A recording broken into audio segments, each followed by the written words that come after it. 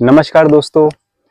आज है 2 जून 2025 और आज मैं आपको गृहस्थ जीवन, ब्रह्मचर्य या वानप्रस्थ जो भी है वो 4 चीजें होती हैं वो मैं डिटेल से बता रहा हूँ और ये हर इंसान के जीवन में जरूर होनी चाहिए।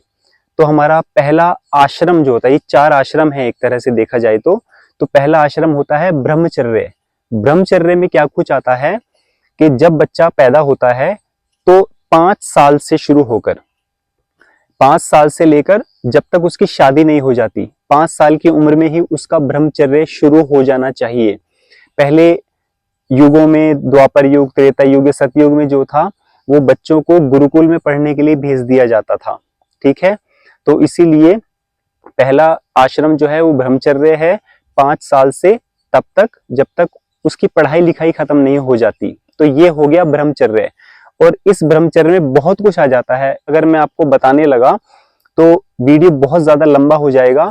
थोड़ा मोटा मोटा बता देता हूँ कि ब्रह्मचर्य में जैसे आपको किसी स्त्री के नजदीक नहीं जाना होता और उसमें सात्विक भोजन लेना होता है, राजसिक भोजन भी नहीं लेना होता और तामसिक तो छोड़ ही दो आप बात, है ना। खाने पीने में भी पाबंदी होती है।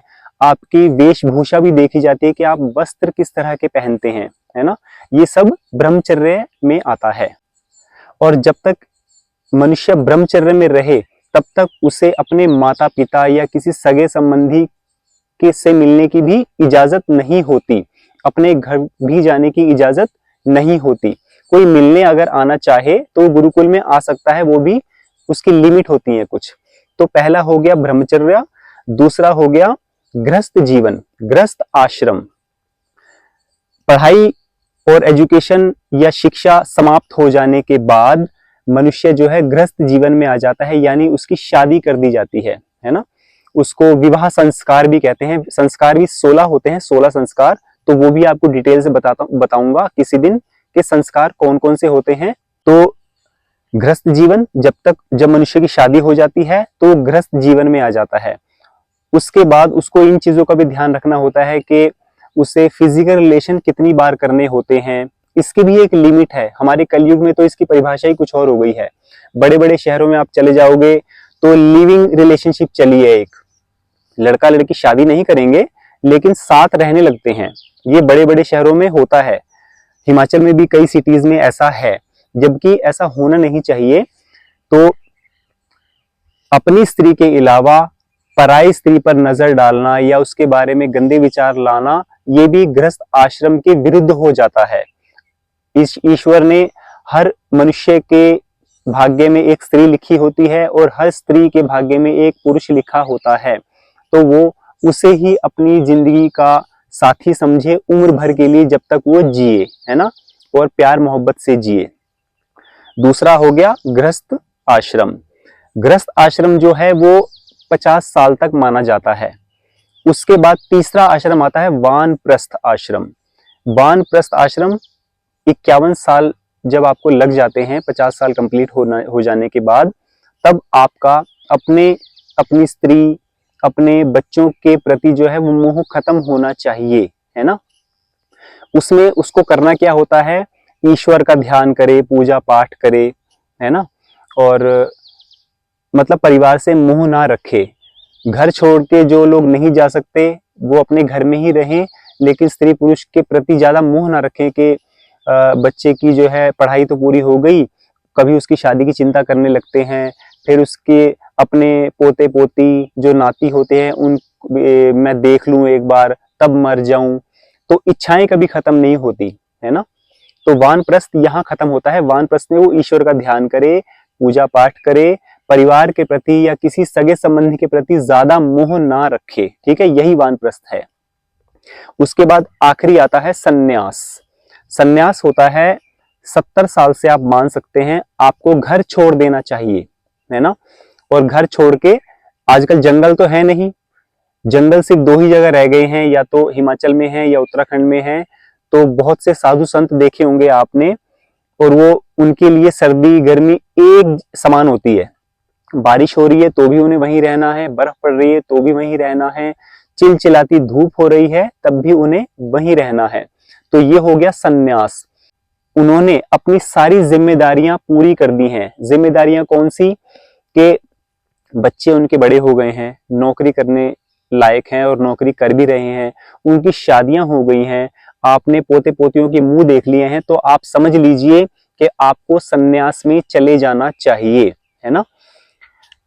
मैं अपनी बात कहूं तो मेरा संन्यास आज से 5 या 5.25 साल के बाद है, जो कि मेरी उम्र इतनी नहीं है, लेकिन कुछ चारों तरफ गलत चीजें मंडराती रहती हैं, पाप अधर्म ये हर जगह हो रहा है, तो इन चीजों को देखते देखते जी घबराने लगता है, इंसानों से जी घबराने लगता है। तो मेरा अपना जो संन्यास है वो मैं आपको बता रहा हूँ कि 5 साल के बाद मैंने संन्यास ले लेना है। बच्चे तब तक पढ़ाई भी पूरी कर लेंगे और नौकरी पे लग जाएंगे, और बच्चे जवान हो जाते हैं वो माँ का ख्याल भी रख सकते हैं, है ना। ये मैंने अपनी बात बता दी, और 4 आश्रम भी आपको बता दिए। इन आश्रमों का जो संबंध है वो हर इंसान से है, वो स्त्री से भी है, वो पुरुष से भी है। अब रही एक दंपत्ति है, उन्होंने शादी की, ठीक, उसके बाद वो संतान के लिए यानी फैमिली प्लानिंग करते हैं, और आज का संविधान जो है वो हमारे दो ही होना चाहिए, लेकिन कुछ फैमिलीज हैं जो 3 भी कर लेते हैं बच्चे, 4 भी कर लेते हैं। इसमें सबसे गहराई वाली चीज अगर मैं अपना मानना कहूं, ऐसा ग्रंथों में भी लिखा है, लेकिन कहीं कहीं पढ़ने को मिलता है, कहीं कहीं नहीं। वो क्या कि स्त्री या पुरुष को फिजिकल रिलेशन करने का अधिकार तभी है अगर वो संतान से भरपूर नहीं है। तो अगर उन्हें संतान नहीं है तो फिजिकल रिलेशन उसके लिए कर सकते हैं। संतान हो जाने के बाद, 2 संतान आपकी हो गई हैं, उसके बाद उनका फिजिकल रिलेशन पे कोई अधिकार नहीं रह जाता। ऐसा मैं नहीं कहता, ग्रंथ कहते हैं कि इंसान अगर फिजिकल रिलेशन करे, भले वो 10 बार कर ले, लेकिन संतान उत्पत्ति के लिए, अगर आपकी संतान हो चुकी है, आपके बच्चे हैं, आपका परिवार पूरा है, तो फिजिकल रिलेशन अवैध हैं, शास्त्रों के विरुद्ध हैं, नहीं होने चाहिए। और शास्त्रों में जो मैंने पढ़ा है वो आप तक पहुंचा रहा हूं, और आगे आप भी इस चीज को जितना फैलाएंगे उतना आपका भी फायदा होगा। इसके पॉजिटिव रिजल्ट देखने को भी मिलते हैं, ऐसा नहीं है, जरूर मिलते हैं।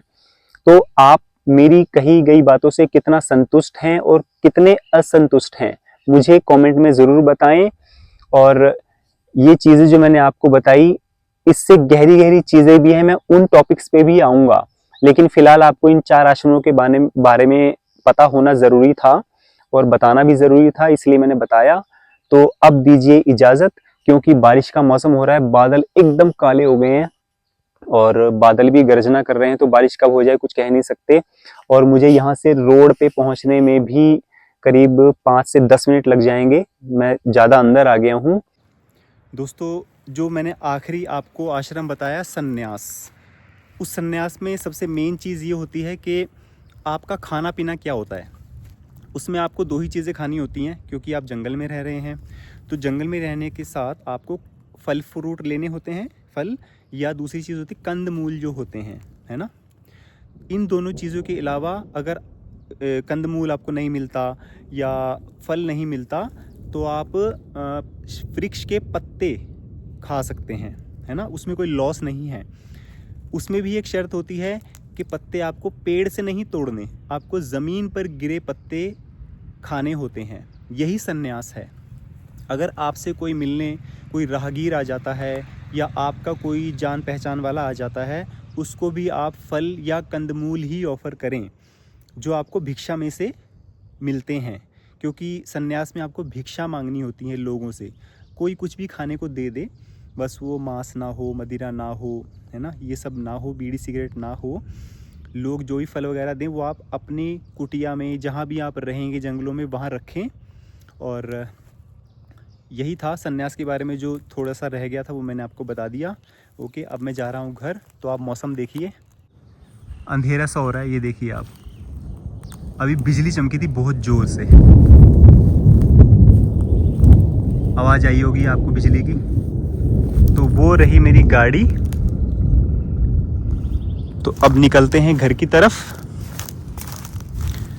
हल्का हल्का अंधेरा भी हो रहा है, जबकि 7 बजे अंधेरा होता है, तो पहले ही लग रहा है कि पहले ही अंधेरा हो जाएगा। बारिश की वजह से ही है। मानसून जल्दी आ गया धर्मशाला में। तो दोस्तों मेरा ये छोटा सा व्लॉग आपको कैसा लगा मुझे ज़रूर बताएं। और मेरे पास अभी कहने के लिए बहुत कुछ है, क्योंकि मैंने लगभग सभी ग्रंथ रखे हैं, तो उन सभी ग्रंथों में जो कुछ भी लिखा है वो मैंने आप लोगों तक पहुंचाना है। ठीक है, तो जो कुछ भी मैं आपको बताता हूँ आप उस पर पूरी तरह ना चल सकें, लेकिन 100 में से करीब 30% 40% तो आप वो अगर करेंगे तो आपको ज़रूर फ़ायदा होगा। बुरे कामों से बचें, अच्छे अच्छे कर्म करें, लोगों की सहायता करें, खुश रहना सीखें और दुआ करें कि दूसरे लोग भी आपसे खुश रहें। तो आज के लिए इतना ही। जय श्री राम।